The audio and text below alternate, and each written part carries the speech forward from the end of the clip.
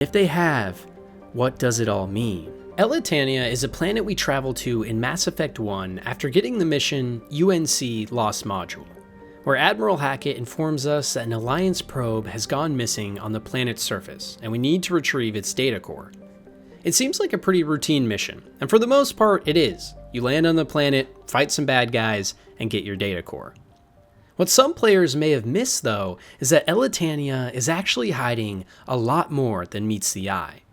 You see, when you first land on the planet, you're able to see an anomaly marked on your minimap, which, if tracked down, turns out to be a mysterious Prothean ruin.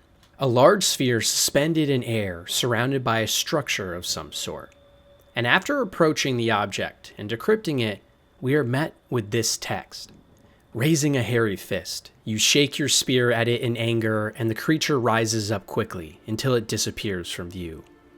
With a satisfied grunt, you make your way back to your caves and the rest of your tribe. You fall into the familiar pattern of life. The hunt for food, the struggle to claim and keep a mate, the battles against other tribes that would claim your territory. Days roll into nights and back into days.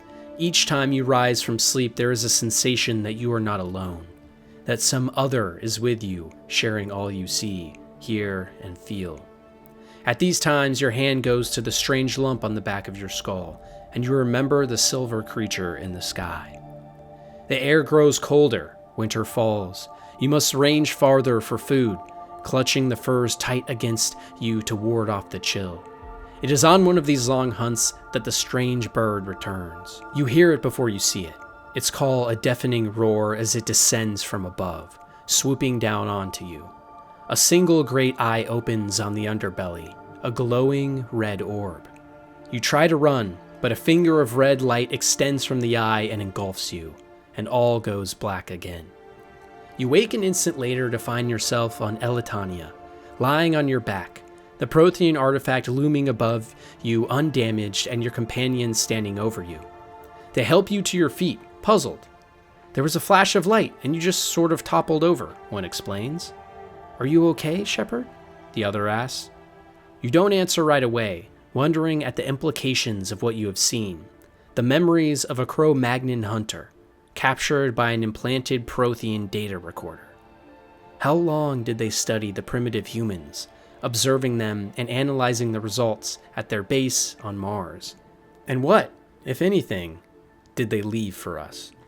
The vision Shepard has shows that the Protheans were in fact watching us even as primates, and they were not destroyed in their cycle because we had not become sufficiently intelligent enough as a species. In fact, that red light seen in the vision may actually have been our first encounter with a Reaper ever, and foreshadows our doom later in the series, before we even know what is going on. An awesome revelation that many fans of the series probably completely missed.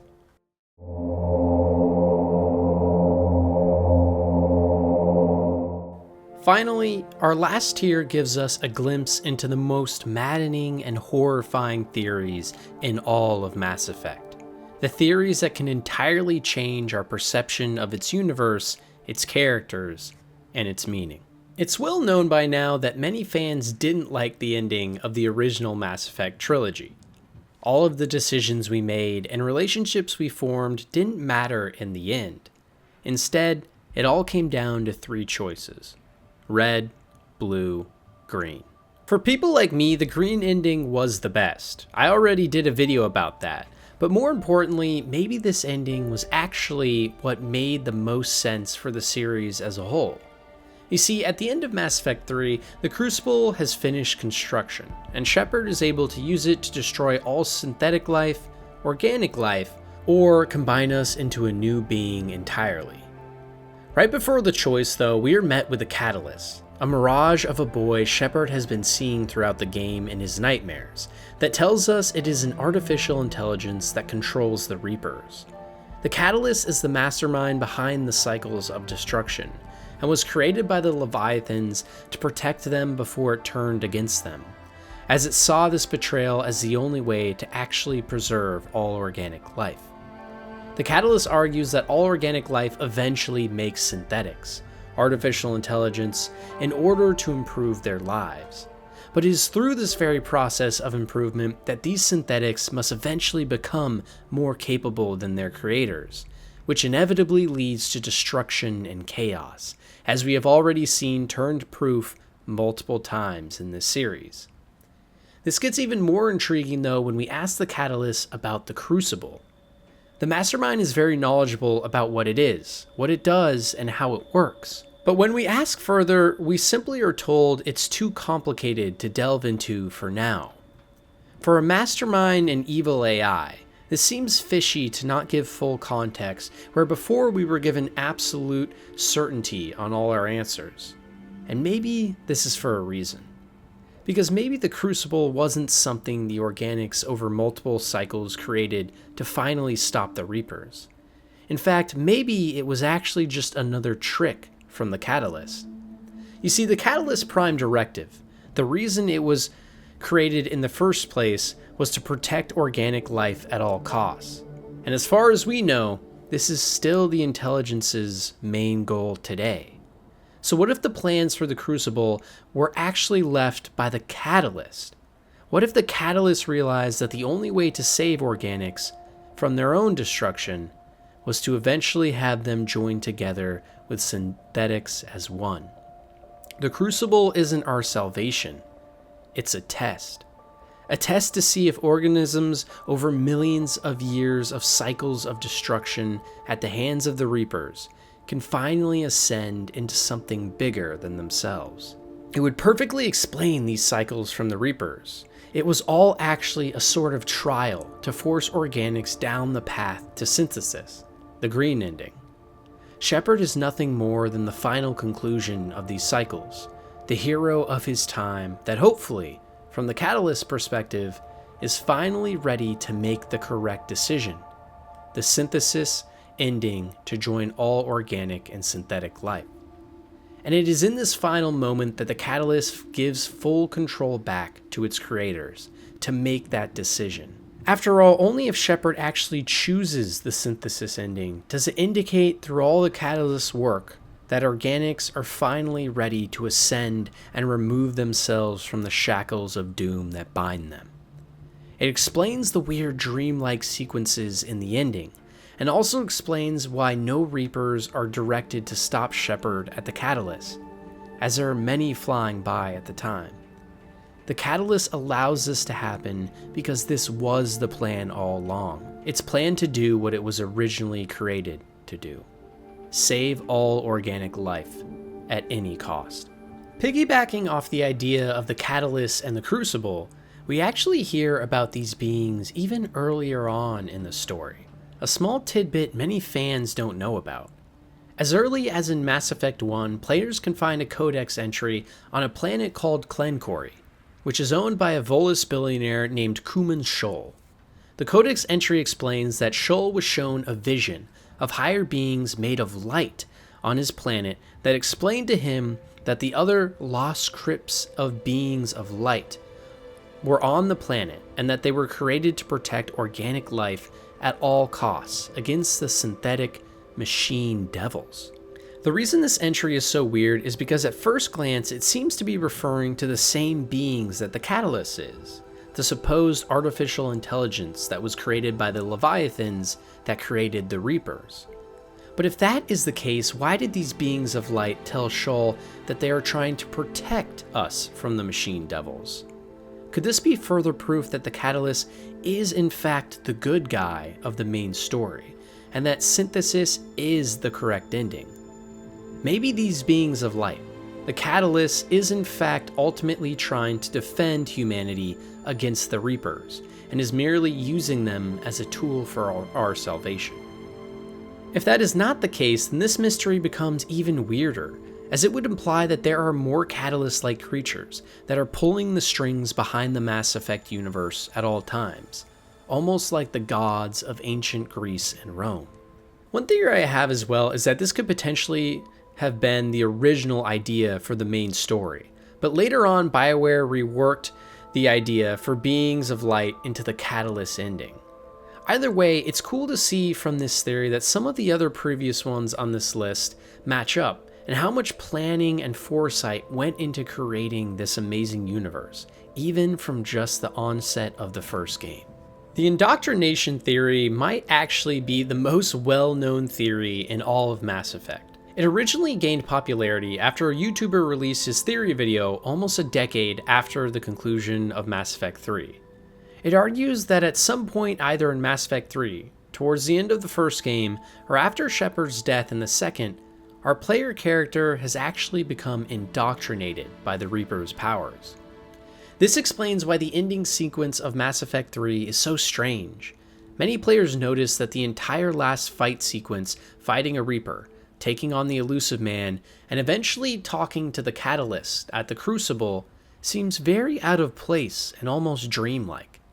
It could be that at this point Shepard has become fully indoctrinated by the Reapers and Catalyst's power and is simply imagining things or speaking directly to the Catalyst through his subconscious. We have seen multiple characters throughout the story of Mass Effect that were taken over by the powers of indoctrination, most notably Saren in the first game, but even many side characters as well.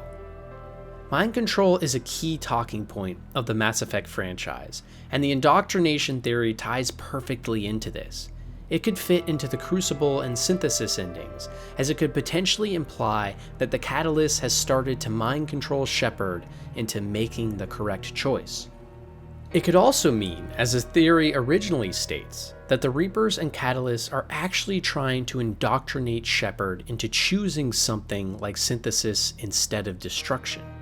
But I buy very little into this, as the Catalyst could have simply sent the Reapers to stop Shepard on the Crucible, as well as a multitude of other reasons, like the destruction ending actually making no sense in the first place. Destroying the Reapers accomplishes nothing, as a future organic civilization would eventually create artificial intelligence that turns against them again and again, as we have already seen repeated in endless cycles. Also, another fun fact is the indoctrination theory could potentially explain the Paragon and Renegade system throughout the series.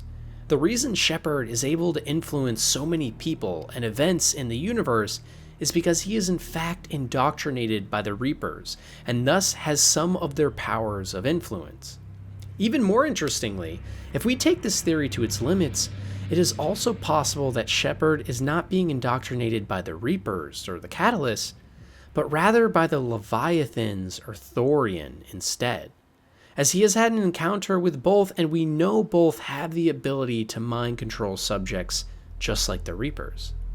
Either way, it seems quite clear that there is a very high likelihood that Shepard's decisions at the end of the Mass Effect trilogy may not actually be his very own. Yet another theory that potentially ties all of these grand theories of Mass Effect together is the dark energy theory. This theory postulates that Tali's loyalty mission in Mass Effect 2 is actually a warning of the real danger in the Milky Way, the one the Reapers and the Catalysts are trying to protect us from.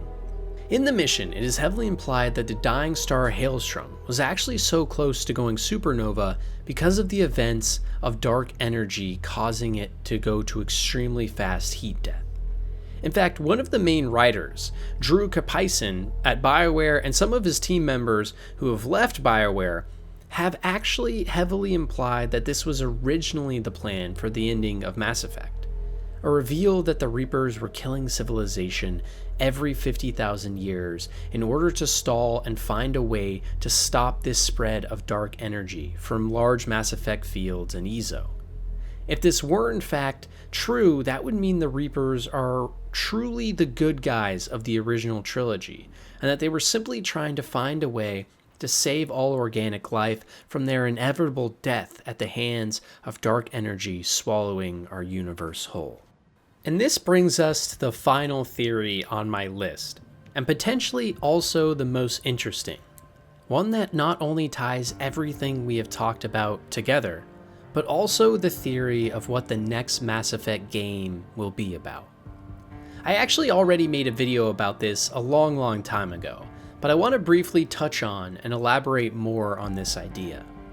You see, currently we have no idea where the next Mass Effect game is going, but I have a theory that I hope becomes true, because it would tie everything together so perfectly. You see, what if the Catalyst and the Reapers, like we've been speaking about, were the good guys? What if they were truly trying to protect all organic life, as they were originally created to do? What if there was dark energy close to destroying life as we know it? And what if the Reaper cycle was ultimately building towards humanity choosing synthesis and combining with synthetics to become a new and all-powerful being that could solve this issue? And what if, as implied in the Mass Effect Next trailer, the actual decision Shepard chose was destruction, the red ending? In the trailer, we see multiple destroyed mass relays, and even a dead Reaper and derelict Reaper on an icy planet. So what if Shepard made a mistake and chose destruction, thus ruining the plan set forth by the Reapers to save us? This would open up the potential for a new game, where we slowly discovered that Shepard made this grave mistake, our hero, and that our biggest threat all along was this dark energy that was only alluded to in the second game briefly, a plot point that the Mass Effect team, we know for a fact, had originally intended to include. The game could open with us in a galaxy that has been rebuilt after the destruction of all synthetics. Some fringe groups would be outlawed from Alliance space because of work on new AI systems, and there would be multiple new races that have now had the time to develop after the Reapers' failed invasion. The main story could center around a new character, or Shepard Reborn, slowly uncovering this true threat in the galaxy and finding a way to stop it. This could even tie into Andromeda and the Scourge. You see, in Andromeda, there was a strange mythical substance that was taking over entire planets and killing them, called the Scourge, and we never really learn what that actually is. Could it be that the Scourge is really dark energy? Could it be Andromeda was a warning to all of us what the true villain of the series was? This would imply that dark energy was not only potentially dooming the Milky Way, but all galaxies and the entire universe with it. What if the next Mass Effect game told the story of the Milky Way being rebuilt, of new and fantastical stories and races to discover, and of the discovery that Shepard was wrong, that our hero was actually the biggest villain, and that we must now figure out how to stop the Scourge, the dark energy, from killing us all. This journey could take us to the edges of the Milky Way into dark space, where we could potentially find that ark that was lost in Andromeda and never found. It could lead us to finding still alive Reapers drifting derelict in dark space.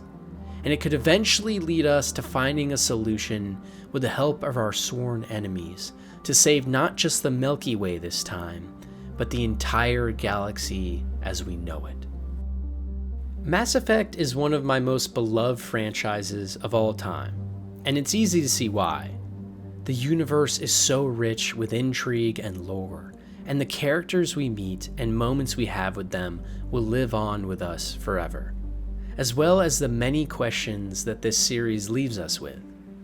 I'm excited for the next Mass Effect, not because of next-gen graphics, better gameplay, or a new cast of characters, but because we finally get to dive into this amazingly deep and interesting world that has so many more stories to be told and conspiracies to be had.